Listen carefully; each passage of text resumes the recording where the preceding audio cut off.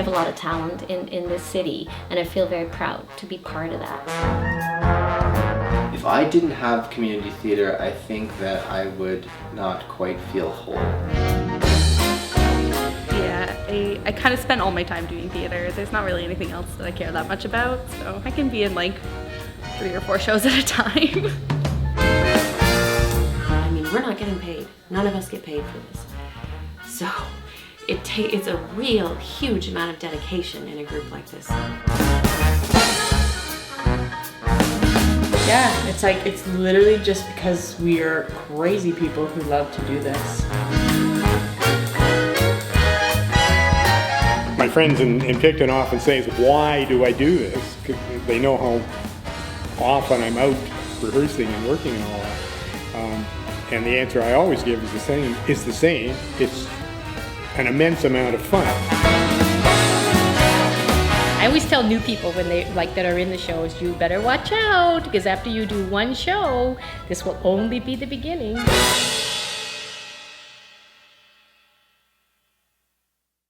Oh, Mrs. Shady, she was a lady. She had a daughter whom I adore. I used to court her, I eat her daughter.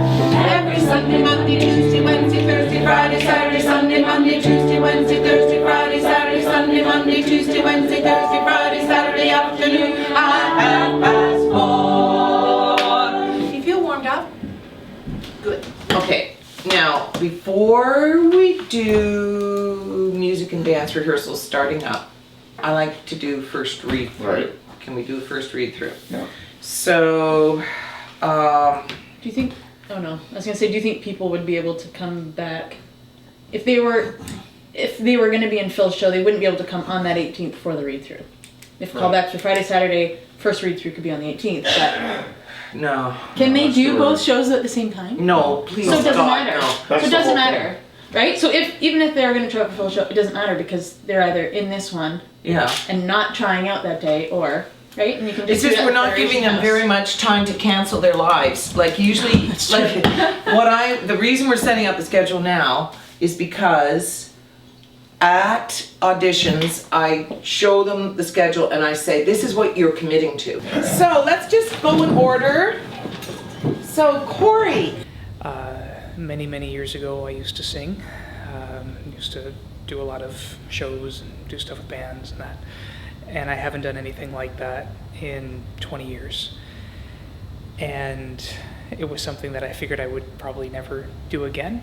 My wife said, well, why don't you go out and audition for that? And no, not my thing, not for me. I love musicals, love show tunes and that, but it's not something that I go to. And as we were having this little discussion, our daughter came into the room and, Dad, what are you gonna audition for? And so she kind of pressured me, and I really encouraged her to go out and audition for Christmas Carol, and I figured I would be quite the hypocrite if I didn't do it myself. You're doing great. You're doing great.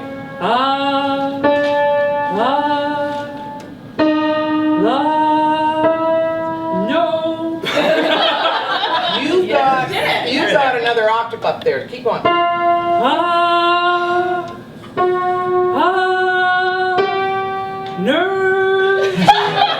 Oh my Pokey God. And you're not even falsetto. Nope. You're in your real voice. I think that's about it. That's about it, yeah. That's amazing. That's So okay. that was a high B flat. Okay. Hold on, I gotta write something down. Would you read Janet? Thank you. I was at auditions because I'm doing choreography.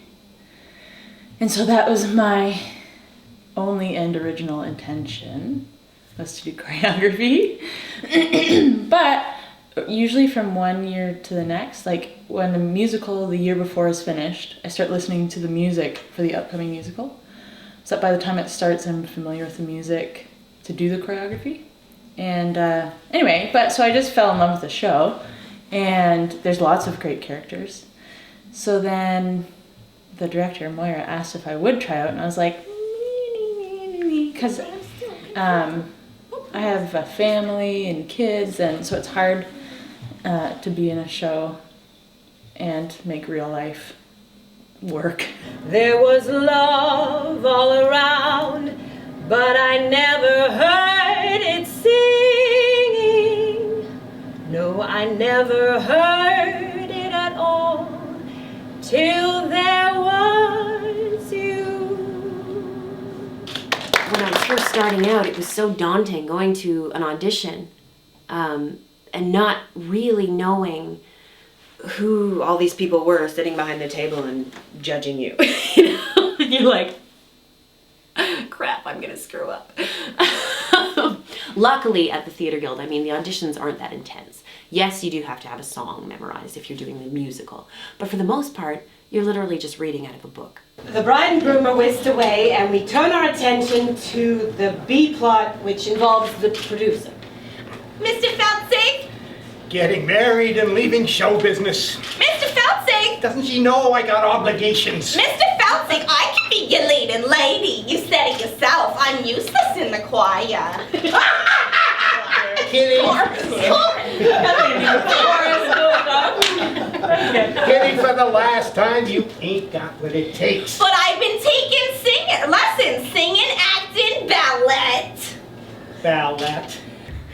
I got into Pajama Game because Steve Forrester was directing it, and I knew Steve because he and I are in a choir called Command Performance, and Steve was directing, as I said, Pajama Game, and one of his actors had to drop out, I guess, partway through the rehearsal time, and he was desperate for somebody else, so he asked me if I would do it. And I said, Steve, I've never done any theater whatsoever. I don't know anything about acting And he said he thought I could do it, and so we said, all right, we'll give it a week.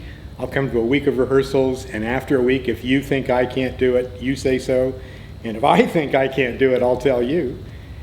And at the end of a week, neither of us said anything, so I just kept going. Here I am. So we can schedule our first read-through on the 21st, Wednesday the 21st, first read-through, boardroom. 21st. Okay? Adam's off. Hot diggity. Okay. 21st, Annex Boardroom. All of these characters that you're bringing to life on stage are very identifiable vaudeville characters that brought their act into the musical theater genre film thing. We're all seated around this table and we're like elbow to elbow because there's so many of us. And just the feeling in the room as everyone's reading and we're all going, yeah, oh gosh, this is gonna be such a good show. It used to be, sitting there in the dark, you knew that when the show began, you would be taken to another world. A world full of color and music and glamour. And you thought to yourself, my God, when are they going to bring up the lights? Lights up.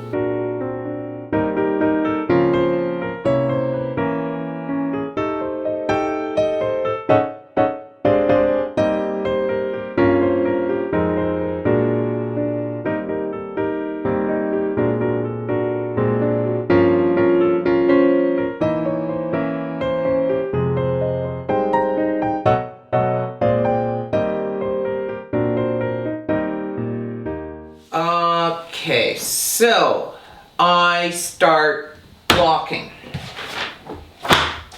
on February the 6th, block.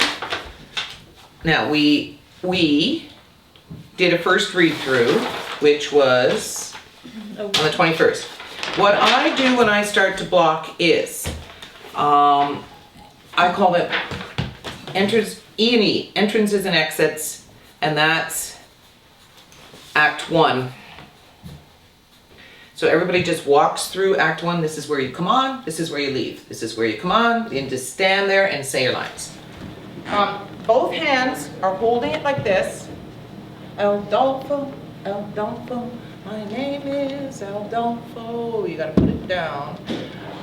What are the words? I am the king of romance. I am the king of romance, so I kiss a lot. So you're keeping your face. I am the king of romance, so I kiss a lot. All right, try that. After I got the phone call from Moira asking if I would do it, and I said yes, and then wondered if that was the right thing to say. I started researching the character. I found the copy of the script online and read through it and laughed while I was reading it, and that bode well, I thought. Adolfo, my name it is Adolfo. I am the king of romance, so I kiss a lot. Up stage finger up stage finger, jitterbug finger, stepping on left foot on R. 2, ready, go. You are the king of romance, so you kiss a lot. Keep moving. Wedding bells will ring. Wedding bells will chime. 2 fingers. A chorus member's job is so hard because you have to build the scene. It's easy to have 2 people on stage talking, but if everybody else watching them talk is just sitting there like, it's not interesting to watch. You need to react, and you can have no lines in the entire show and, you know, still be viewed as an important character by the audience if you react and act like you're actually in the place that you're supposed to be. If you think this is about vanity, you couldn't be more wrong. Now wait a minute, let's use that moment. There's Katie right over top of you. Would you stand over top of me and just lean over top of me? Okay, so, because she's making your head go down and you've got a line to say. So push over top of me. No, with your hands over like that. Oh, Victor! So push her right out of the way and then try and look royal again. When you watch a play that she has directed, she looks at every single character. And so when you watch her plays, you get to see an expression from each character that's involved. Say that line and Katie get right over. Yeah. Okay. Oh, fine. I'll put your name above mine on the marquee. Right over, right over. Oh, Victor! Good. If you think this is about vanity, you couldn't be more wrong. I've spent like hours watching silent films and watching these 1920s starlets and the ridiculous things they do. I haven't really mastered the faces yet because I don't know I can't make my face do the weird things they do, because it's like, as an actress, normally somebody says something and you have a reaction, but then it's like, oh no, that's like a real reaction. Like a 1920s film or stage star, their reactions are like ridiculous. They don't make any sense. Kick. I don't want to be cute no more. Make the gentleman hoot no more. But kick. I don't want to wear fur no more. And kind of identifying your characters, sort of like their feel. Like, are they heavy? Not big heavy, but do they walk heavy? Do they walk light? Are they kind of forward movers, or are they back movers? And like stuff like that, and sort of less about what your face is doing and less about investing emotionally into what's happening, but more just making your body a reaction to things, right? Janet! Neat. Janet Vandergraff, here to marry Robert Martin, giving up a life of glamour to tie the knot.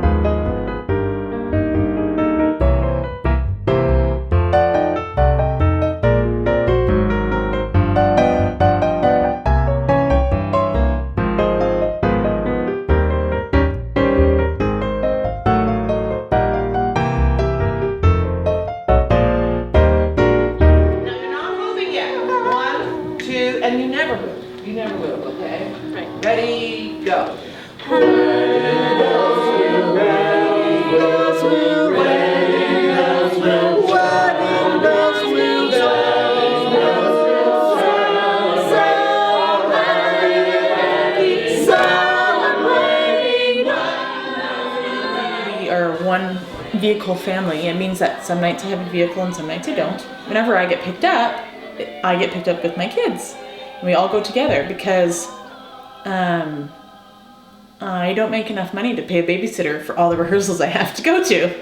So it was kind of like, well, they're old enough and they're just gonna have to come along now. Like, that's kind of how it's gonna happen. Like Amy Lynn has young children, so she brings them to the practices, and it's great. It's so funny because Caleb, her young lad, has so many of the lines memorized, and he'll always come up and say, "You're in cold feet," or he'll come up to John Ross, say, "You're in cold feet," and the one part I say, "Hey, what are you up to?" And Caleb will come up and to me when he arrives on Thursdays quite often. He'll say, "Hey, what are you up to?"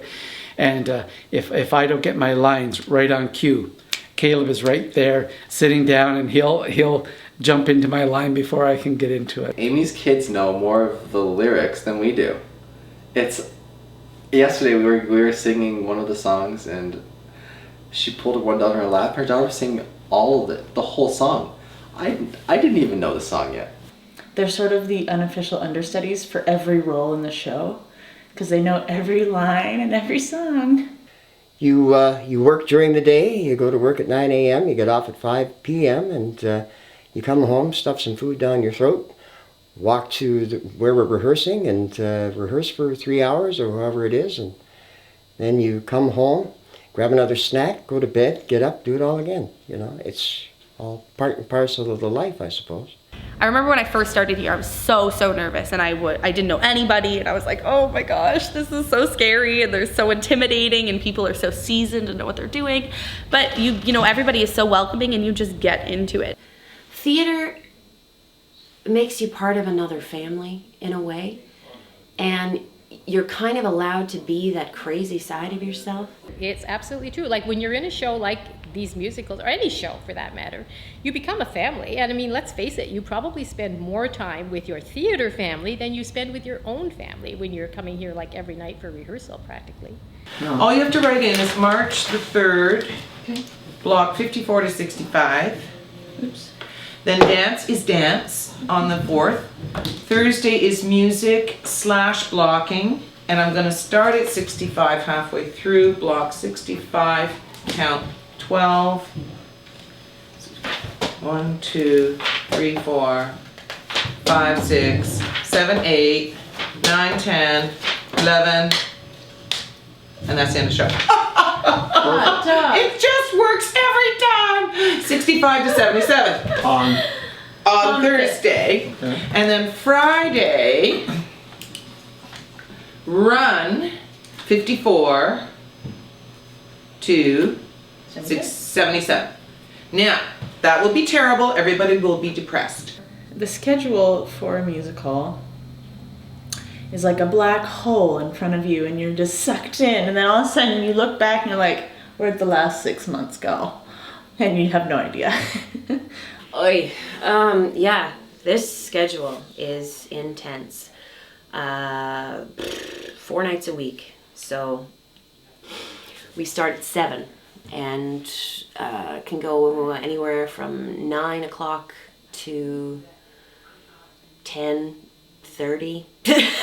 Like, it all depends on the night. So when Moira and Dave Kidd and I met to work through that schedule, if you compromise any of the rehearsal time because you look at it and think it's too much, I don't want to rehearse that much, then the end product isn't as great as it needs to be and should be. And because the Belleville Theatre Guild puts on good productions, they have to keep putting on good productions. So it's not like you can suddenly go, let's only rehearse twice a week. Now, we have to decide about dance. Would you like dance to be on what night of the week? You said which days are bad for you? Well, Mondays and Thursdays are bad for me. Because she's busy. But I would like you and I to be doing dance the same. Remember how we did it before? Where we kind of went off into different rooms. King and I, yeah. Or Anna Green Gables. Oh, yeah. Yeah, we kept going off into different rooms and then we Come back merged back together. And yeah. What about Wednesdays? Yeah, that's good. Are Wednesdays good for you? Yeah, that's fine. So do you want to start and say every Wednesday's dance, and we will make a list. Or both of us. Yeah. Okay, so Wednesday. Starting the 28th or starting in February? No, well, we can start. I think the sooner the better. I have a question before we move too far ahead. You're holding it. Something like this, the beginning is just the gangsters. Yep. But at the end of it's a full cast number. And it's a 2-step. Do you want to figure out some of those things now so that What do you mean? What I'm saying is, I would like to do the beginning of this one. Sure. Okay. The beginning of it.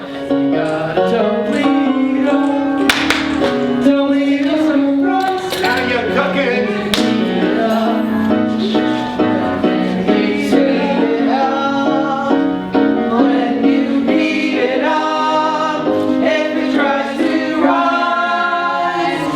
Don't let it. It's a summer funny thing. Try it, folks. Whip your whites, split your yolks. Hot step.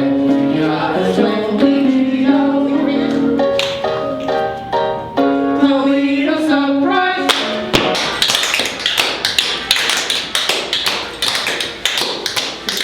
When Moira and I were divvying up the choreography, it was like, okay, which one of us has the tap number? And Moira's like, well, you're younger and have more time to figure it out, so you can do it. So it was like, oh, all right. But because it had been such a long time for me, like years and years and years and years and years, it literally took weeks and weeks and weeks to choreograph. Stand, toe, heel, then turn.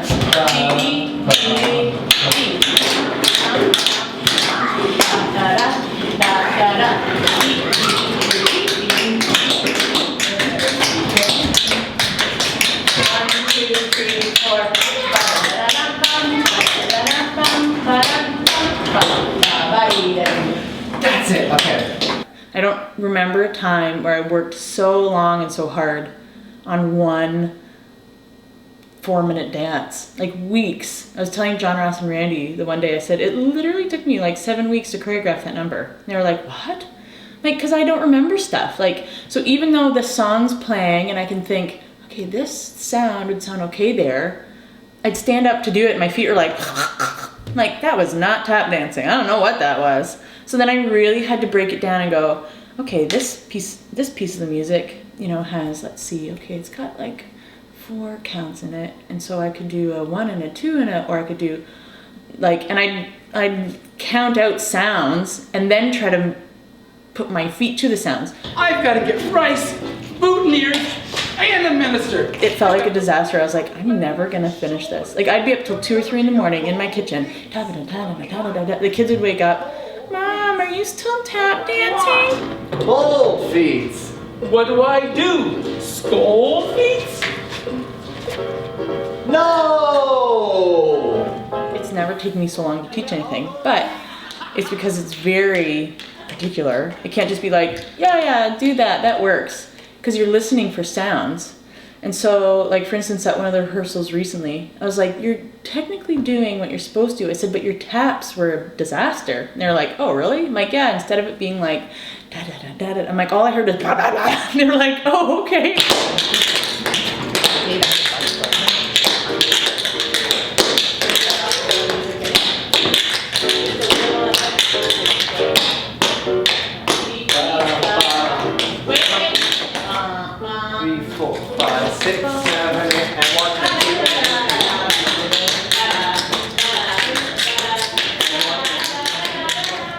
They both have tap backgrounds, but John Ross, who plays Robert, hadn't tap danced in a while, and then Randy, who plays George, I think he said he hadn't tap danced in like 30 years or something. So he used to be a tap dancer, but then he just hasn't. But I was confident that they'd both learn it. Well, I'm surprised at how much dancing there is in all the different scenes. It's amazing, but there is the one tap number, the cold feet, and so we do tap dancing in that, and it brought back a lot of memories for me and made my feet come alive again. When I was younger, I did tap, jazz, ballet, and hip hop, getting ready to be in productions and go away to school. When I was away at school, we did lyrical, regular jazz, stage jazz, tap, ballet. What else? We did a lot of yoga, just like a lot of physical activity, and then just stage movement as well. So I've got a fair amount of background training, but that was 10 years ago. I have literally not tap danced in 10 years. So when I was told, hey, you've got a whole song that you're going to be tap dancing with one other person on stage, it was like, wow, awesome. That's a good challenge. I didn't know how good I would be at it, and it's amazing how fast it comes back. Holly, someone else in the show, and I do this other weird little thing that was from a dance called the Black Bottom, which is like another weird name for another weird dance that they did.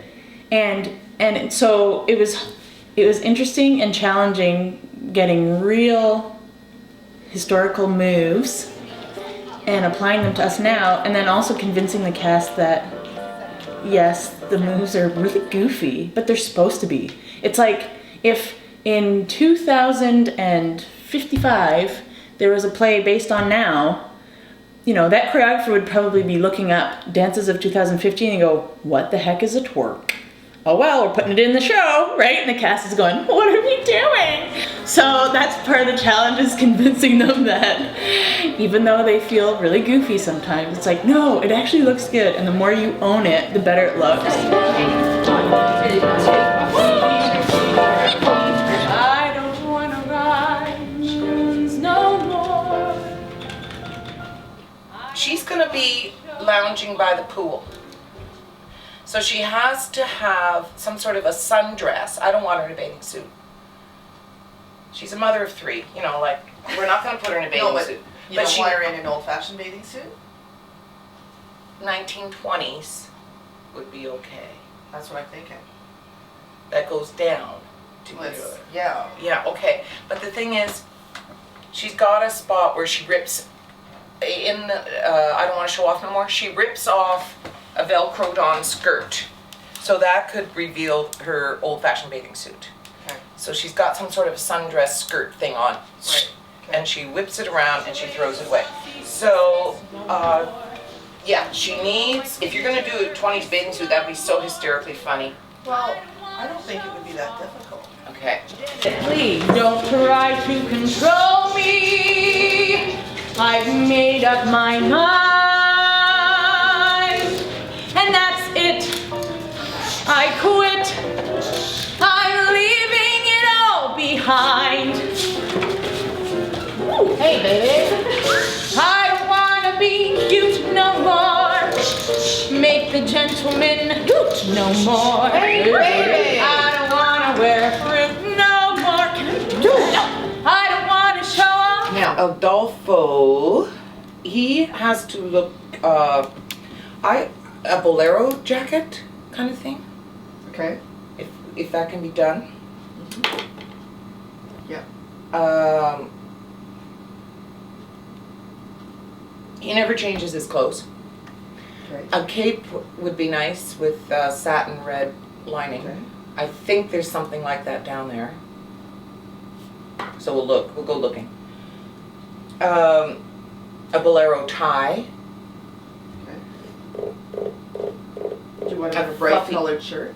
I think white, because we'll have the red satin on the. But what about the pants with a red, wide red stripe and kind of bell bottoms? He's very in shape guy. So they could be one of those pants, you know, that have that flat front with the buttons on the side thing, Mm-hmm. and a big huge red thing to go with the satin. Yeah. And then I don't know. We gotta find a hat. I think he needs not a sombrero, one of those hats that they wore in Spain when they ride on their horses. No, I know what you mean. That the gauchos wear. Yeah. It'd be funny to put one of those pom-pom fringes on. I mean, we just have to make him look as ridiculous as possible. Yeah. Adolfo, my name it is Adolfo. I am the king of romance, so I kiss a lot. You are the king of romance, so you kiss a lot. Wedding bells will ring, wedding bells will chime, wedding bells will celebrate a happy wedding time. So when the audience walks in, they see this crowded New York apartment. And then the narrator does that huge big monologue in her crowded New York apartment. And then he puts the record on, And as each person enters, they're not just coming in through the balcony doors. Each person turns around a flat so that we watch the apartment with each new character coming on as they transform this place into the other place. So some of the rotating flats we created, which have to be tuned, will have a different scene on each side. We built them this time to keep them permanently. After the apartment disappears and we have the mansion, there would be what looks like a piece of, you know, wainscoting or decor or something, and it's removable. It's on the set already, this wing for this airplane.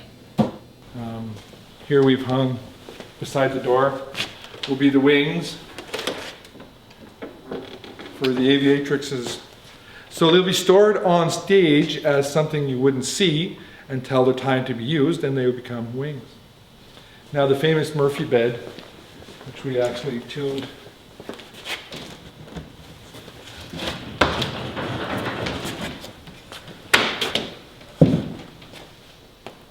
Should come down, and being able to be lifted from one end, and another mechanism from backstage to help assist the lift in the back.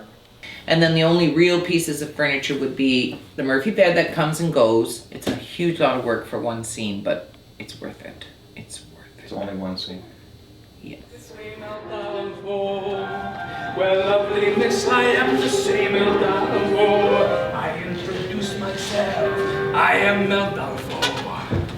Nice to meet you. Shall we? Not so fast. My own I Am Eldolfo, the Eldolfo song that I sing, my attempted seduction of the bride character, which is completely, you know, misdirected, is hilarious. Understood. I can sing it high, Eldolfo. I can sing it low. I have trouble getting through it. I can get through it until I hear other people laughing. And, you know, as we've been doing our rehearsals and there are people in the audience here, different members of the crew and all that, figuring out what parts they have to do in the wings, and they start cracking up, I have a difficult time keeping my composure to get through it because it's asinine. It's so silly. I can sing it high, Eldolfo. Last week at rehearsal, I blew the crotch out of my costume. Just a couple of minutes after I put a hole in the wall. So, you know, like, it's for better or for worse.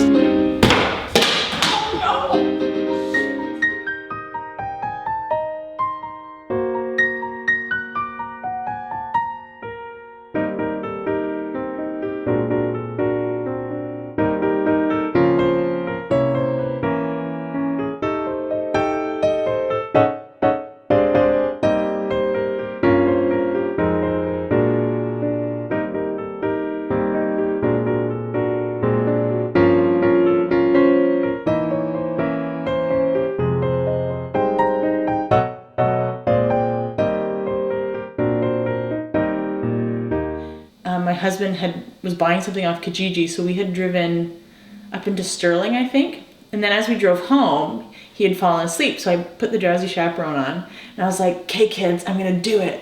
I'm gonna nail this." And so I think I must have sung Monkey on a Pedestal. And I was just like, it was like 10 o'clock at night, we're driving along, and I'm like, trying to like get every word and get every note and like see if I could do it. And then so I got through the whole thing and I was like, nailed it! And my husband like woke up from the passenger seat. He's like, what? Like, honestly, none of that singing just woke you up? He's like, no. I'm like, I just nailed the Bride's Lament. He was like, okay. I don't wanna be cheered no more, praised no more, grabbed no more, touched no more, loved no more. Heart. I don't wanna show off. You don't wanna show off. I don't wanna show off. I don't wanna show off. I don't wanna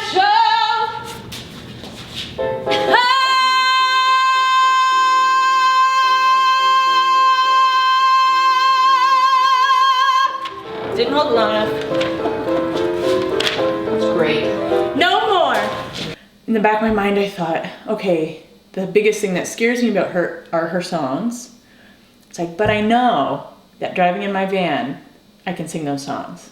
So it's like, I can't let myself be fooled into being scared of the songs once I'm actually in rehearsal or whatever. Because that happens to me and has happened to me where I'm at home rehearsing something and it's fine, it's great. I'm like, okay, I did it. Then I get in front of people and I get so nervous that your voice chokes and it's like, oh, and you feel like an idiot because you think, I know I can do this. And so I sort of mentally prepared myself, like, you know how to do it. You know you can do it because you've done it. So don't, like, finger wagging at myself, don't you dare get so scared that you can't do it once you're there. Keep on shouting for more, no more. I hear the audience roar, no more. I don't want to show.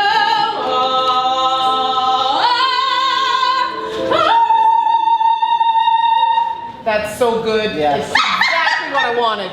Perfect. We're not a university town, and yet the arts flourish in this area. Now this makes trying to run everybody wants to do everything. So everybody's in 3 plays at once. So we had this core group of people who made this show happen because they filled in for everybody who was away. I mean, I'm sure you've got footage of nobody on stage and voices. People reading in the lines because those people were in a performance somewhere else. No, you haven't. Those people who have heard of it are generally never heard from again. We'll share the recipe with you. First, you chop the nuts. Then you pound the dough. Then you bake it up nice and slow. That's the thing, is you just have to adapt when somebody's homesick or somebody can't do it. It's just, luckily we have so much rehearsal time and we all know the show really well. So if something were to happen, Moira could be like, you're gonna do this and you're gonna do this and you're gonna do this, and we would all be like, okay, let's do it. So we're not running the show. You have to have been running the show. I find, my rule of thumb is, run the show, you want a good show, you're running that show a month before you open. Your glass of ice water, madam. That was pure vodka, you poop. You know, in some ways, the Drowsy Chaperone was quite progressive. Your glass of ice water, madam. That was pure vodka, you poop. Yes, some elements were quite progressive. Others were stale in 1928. You know what? I'm going to skip ahead. Well, the thing which the man in the chair complains about, of course, is the spit takes, how they're overdone. And yes, they're fun. I mean, having, Alyssa spit ice water at me 7 times in a row within about 10 seconds is rather fun. I'm really excited to see people's reactions of the spit take, even though I don't think right now I'm mentally prepared to spit on Steve. I'm going to skip ahead.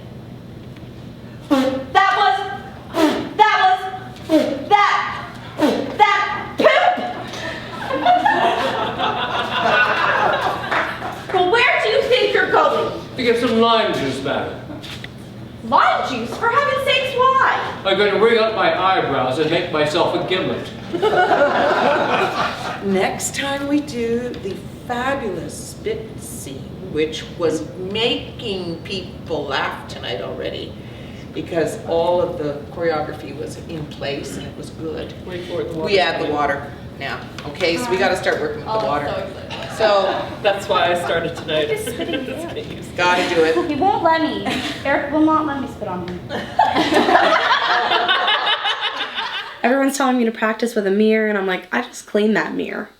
I don't really want to. So I've been having to practice in the shower, but he won't let me spit on him, and I think it's really important to see what it's gonna look like when it's with another person, but he won't let me. So. Then you got a Toledo surprise. Toledo surprise specifically. that song, there's one point in the song where we do this big dance thing, and then all of a sudden we have to start singing again, and it's, oh my god, I need to go to the gym. Like, it is so taxing. I don't know, like when I watch musicals, because I've seen so many, sometimes you just get so lost in the magic of it all that you don't think about how like physical a lot of it is. And I guess previous shows I've been in haven't been as physical, so this one, that's the hardest part for me, honestly, is like, okay, I have to sing here, I have to have enough breath after just like kicking up and doing all this crazy stuff. Like, that's been the hardest part for me so far, for sure. And you got a totally, and you got a totally, and you got a totally surprise. Wait till surprise. Wait till surprise.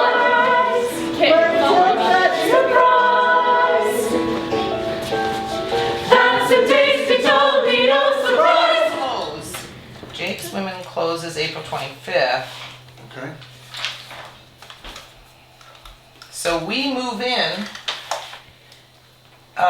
set move, April 28th. Tear down and rebuilding at the theater is actually tearing down. It happens actually really fast. It doesn't take a lot. The construction at the theater is actually made easier by our ability to fit everything here at the annex and then catalog and plan it so that when we move into the theater, we actually have a plan of attack when we put it all back together.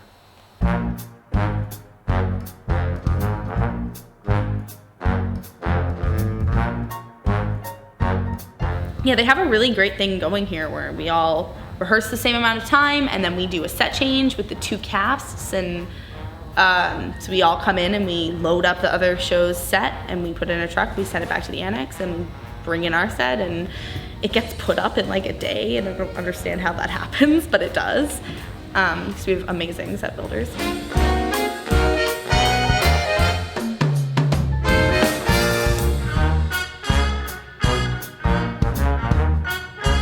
When we finally move into the theater, then you know kind of you're getting into the home stretch, and it's a bit of a light at the end of the tunnel.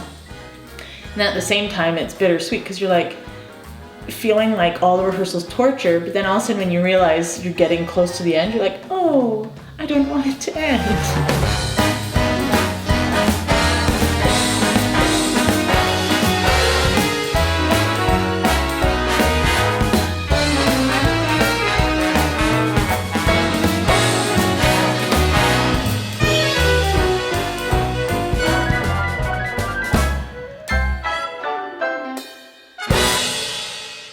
I'm going to be out of town on the 22nd and 23rd, but you can run, because you're the music director anyway, the stand and sing with the orchestra. Mm-hmm. I think you should do it on the Friday, because I think on the Saturday we should let the painters go in and do their final. Okay, so Friday the 22nd, stand and sing? Stand and sing. The scariest and most exciting thing in the show is having the full band with you for the first time, because rehearsing with the computer or with the rehearsed score is so stop and start, and it's a set tempo, and you're just kind of always know what's happening even if it's weird, and then you come in with a pianist and it's a person and they're just playing things and you're like, oh, I don't know where we are, or the tempo's too fast or it's too slow. But and then they start to get more comfortable with it, you get more comfortable with them, and you can kind of feel out where the stuff needs to be slowed down and fixed, and then you get the full band and it's back to the drawing board. Who the heck are you? I'm Trix.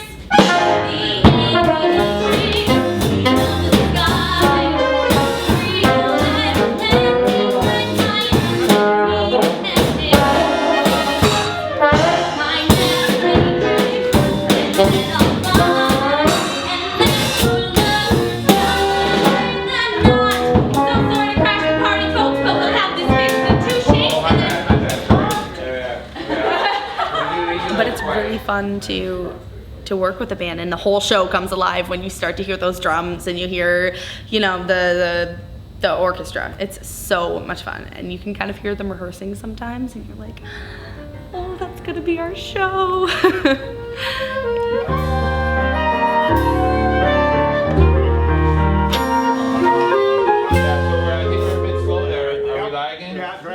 rehearsing in April. This year it was Monday nights. Depends on when musicians are available, and we rehearse right up until May.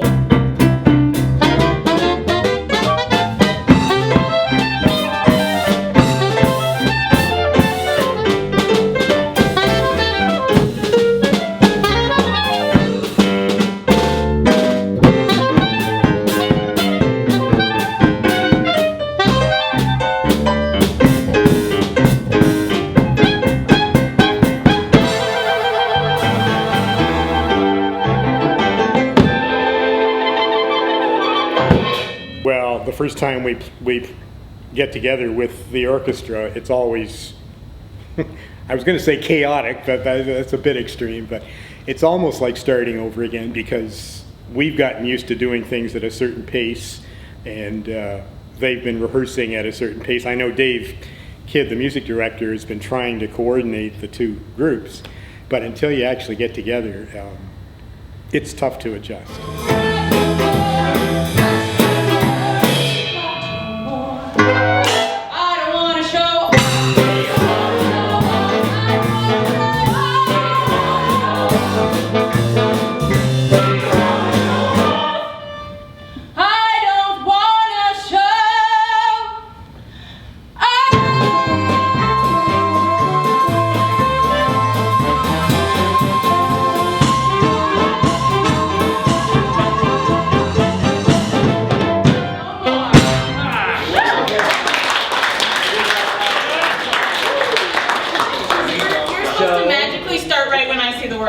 Yeah, all of us on the same note. Yeah. So I was thinking, I had this idea before. I do a quick. Right? Sure. 1, 2, 3. Yeah. Da, da, da, da. So everyone's in. I go 1, 2, 3. And then everyone's in. As long as you leave enough time for it to get big, grab it. Well, that's the thing. Well, leave it. We'll give you all the beats you need. Want to show? 1, 2, 3, 4. That'll be right there. So. We've seen them practicing with the with an accompanist, just the piano. We've seen them practicing with a whole score program on the computer, right? Which is just straight and is really mechanical, and it's great because they need the support, but they're also kind of fighting with it at the same time. And when you add real people in there to support, it makes a huge difference, and it, you know, you can see that kind of flush of relief in the actors sometimes, that finally they're here. And it's crazy how fast it really starts to tighten up once you introduce the orchestra into the mix. And even for this is a really dance heavy show, you know, tap numbers, roller skate numbers, so timing is critical.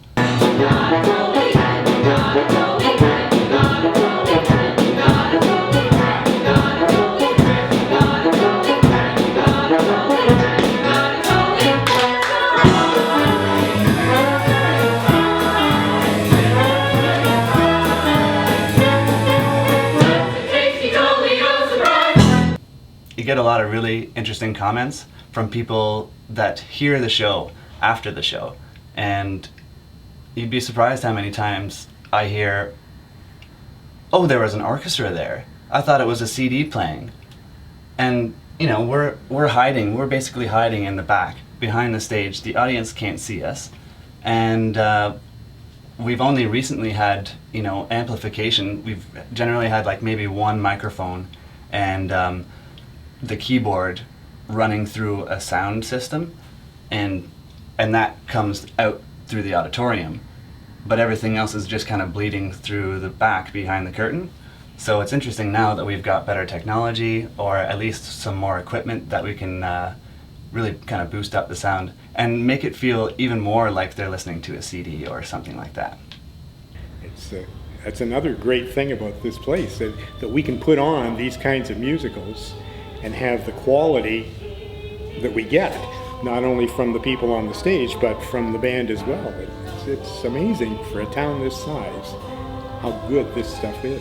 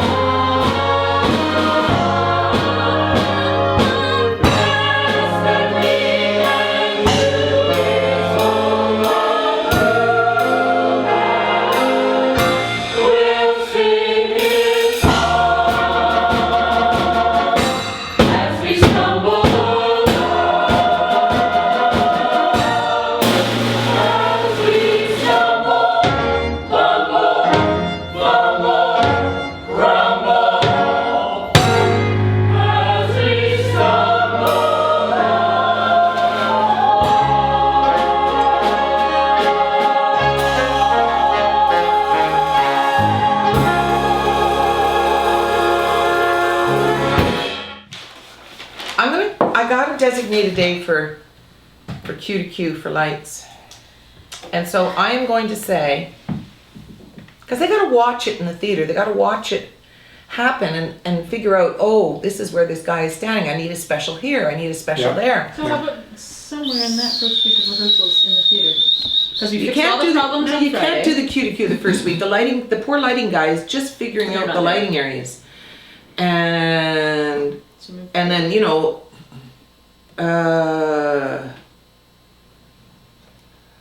I'm gonna say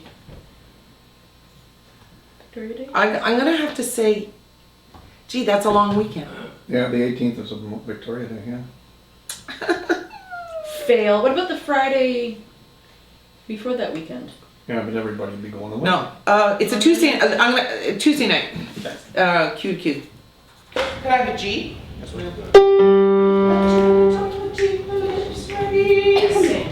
The tip of the tongue, the teeth, the lips, the tip of the tongue, the teeth, the lips, the tip of the tongue, the teeth, the lips, the tip of the tongue, the teeth, the lips, the tip of the tongue, the teeth, the lips, the tip of the tongue, the teeth, the lips, the tip of the tongue, the teeth, the lips, the tip of the tongue, the teeth, the lips. So that was sopranos and tenors only.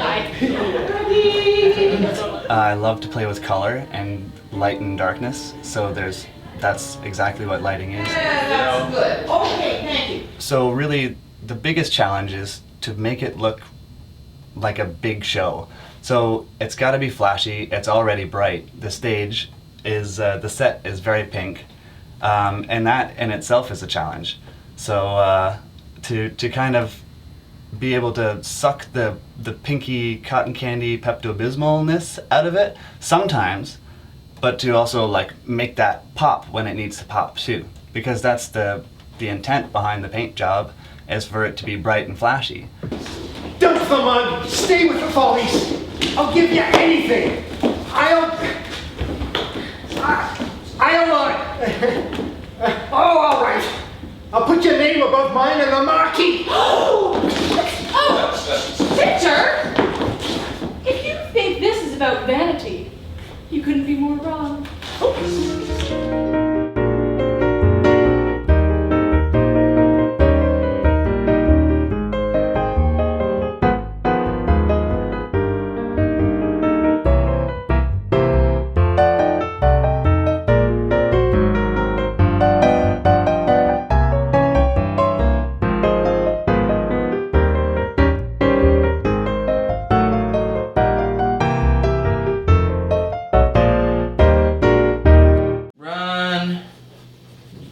Show. Okay. And that's a game with costume, props, and I'm going to add in sound because we're in the theater now. So whoever's trying to come up with some sort of soundscape for us, I don't know who, but we're in the theater. It's fair that I start asking for sound effects now, right? Sound, props, costume, and all dances. And everything.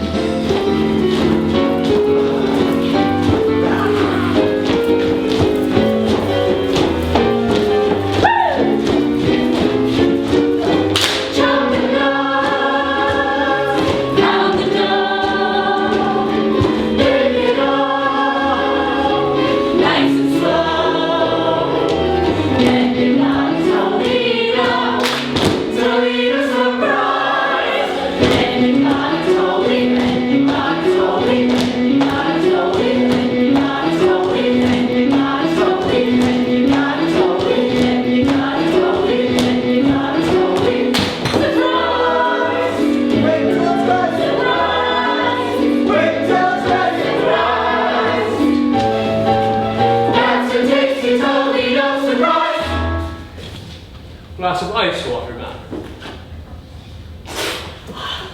That was pure vodka, you poop. The Drowsy Chaperone was actually quite progressive. Glass of ice water, madam. Yes, elements of it were quite progressive, but others were stale in 1928.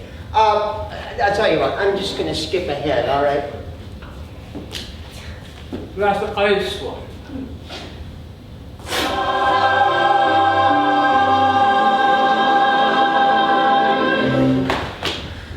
We'll give you 5 minutes to get ready for Act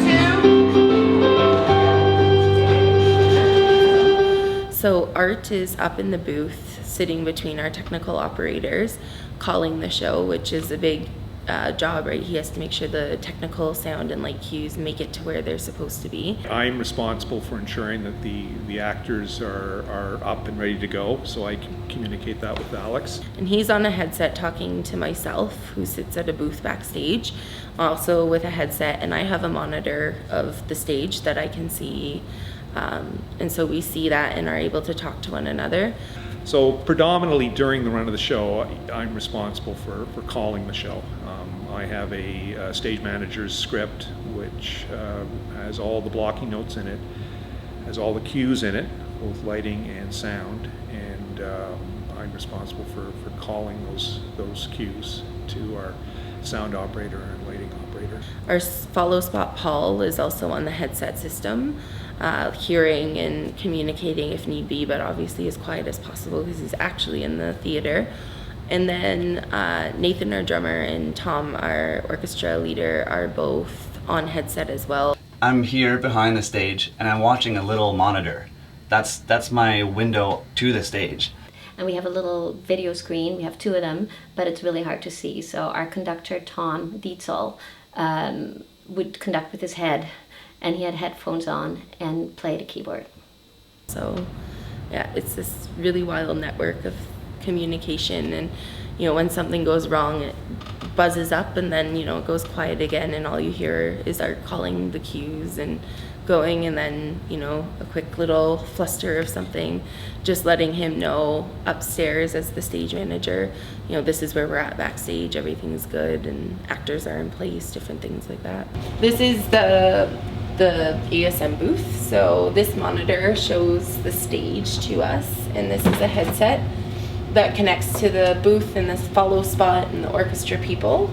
And so I'm not always here because on a show like this I'm really busy, but you have to make lots of little notes about things, so sending people to flaps and making sure you're getting curtains. I think I've written the word curtain in here 100 times because we have lots of curtains that we deal with, and different things, sending different people, almost like a football diagram sometimes. If anybody tried to sit backstage during a show and watch what was going on, they'd be surprised because it'd be hard to figure out a spot where you could stand that you weren't in the way, because it's almost like a dance going on backstage as to how you get off this side and get back on the other side without bumping into props. And so there's a lot of depth to what goes on. It's not just what you see out front. If it looks good out front, then there's a lot of good stuff that's gone on in the background. Let's make that final dress rehearsal Sunday evening, and we'll make it at 7. We'll make it at 7 so they're not out late. But the paid preview on the 25th has to be at 8 p.m. Yeah. because people are paying $10, and then the paid preview. You see why I always go from beginning to end and then from end to the middle, and then that's how you do it.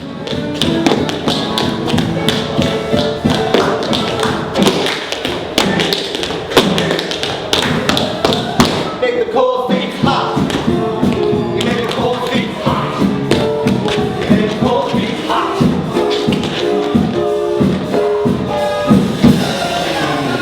You make the cold feet hot.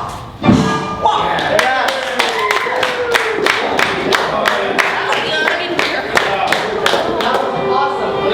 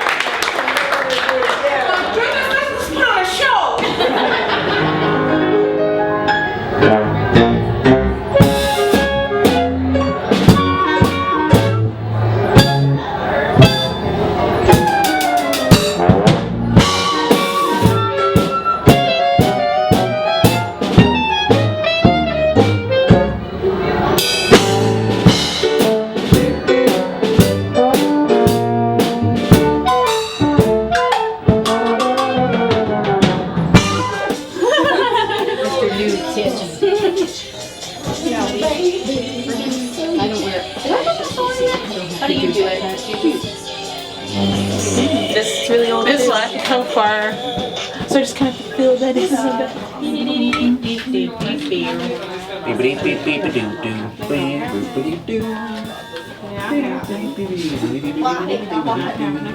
Why is there nothing good? Oh, there we go. Is this your own pick? So what about those awesome reviews? Yeah.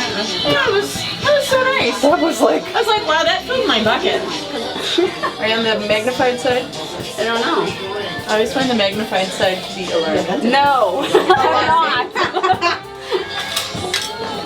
So much time. Okay. And I'm literally just I always see that video where the Asian girl eats all that stuff on the makeup just smashed in the face. That's how I feel when I do my own makeup. Ready for this? Let's get beautiful. Haven't powdered them yet. Yep. Yeah, no blending or powder has happened. Go powder your nose.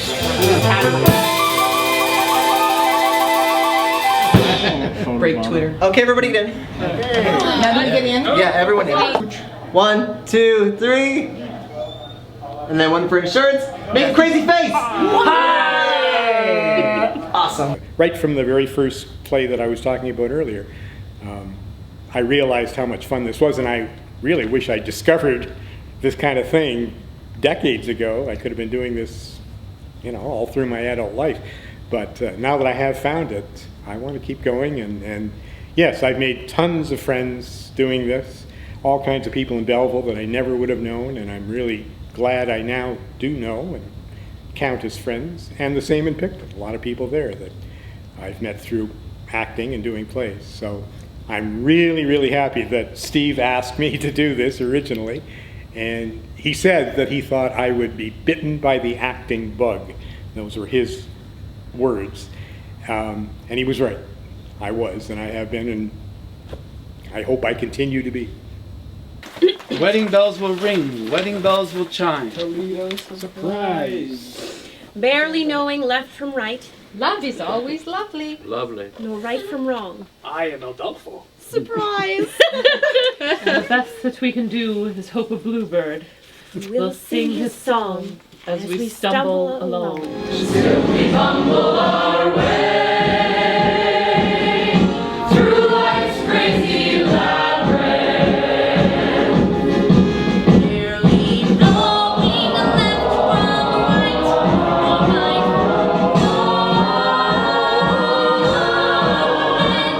the best that we can do is hope a bluebird will sing his song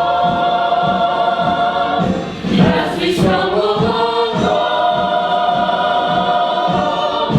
as we stumble, fumble, grumble, as we stumble along.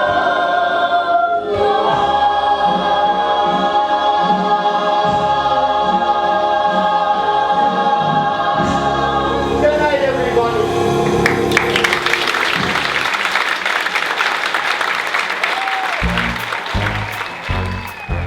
You've invested so much time and energy into this, and when it's done, there's a big hole in your life.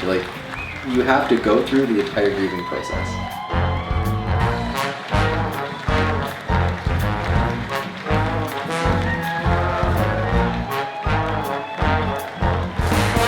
So when a show's finally over, part of it is relief. You think, oh yes, I've got my life back. But then you go, wait a minute, this is my life. The routine, and you do your hair and makeup every night, and you're used to everyone being there, and your set changes, your costume changes, the music, and then it's suddenly done, and you're like, what do I do now?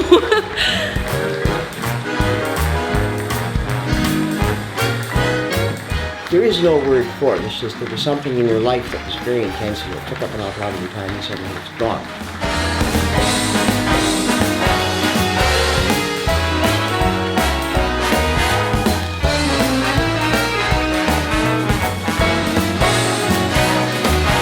Yeah, it's definitely a bit of a downer. It's like saying goodbye to a good friend, sort of, at the end.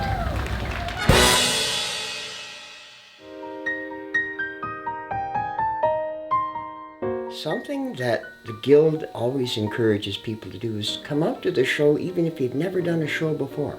Even if you don't know the Guild, have never done a show with the Guild, come on out, because we're always looking for new faces and new talent, and it's a community effort, and so bringing people in from the outside community has always been a priority. I think the arts really feed communities. You need vibrant artistic creations to really have a whole community, and to have a community theater where we have open auditions. Anyone can come and audition. Anyone can sign up to volunteer here and meet the directors and meet the people who are putting these productions on. I think every part of the arts is necessary, even in smaller communities like this one. You have to have music everywhere. You have to have theater. You have to have visual arts. You have to have dance. You have all these things that keep a community and a culture alive. When are we going to stop? Filming? No, doing this stuff. That's what you haven't asked. So when are you gonna stop? Pretty soon. She's sooner than I, because I have to go on for another 3 weeks. No, I'm glad to see that there's younger people coming up, because. Oh, so I stopped directing at all? Stop, yeah. In the next 30 years or so.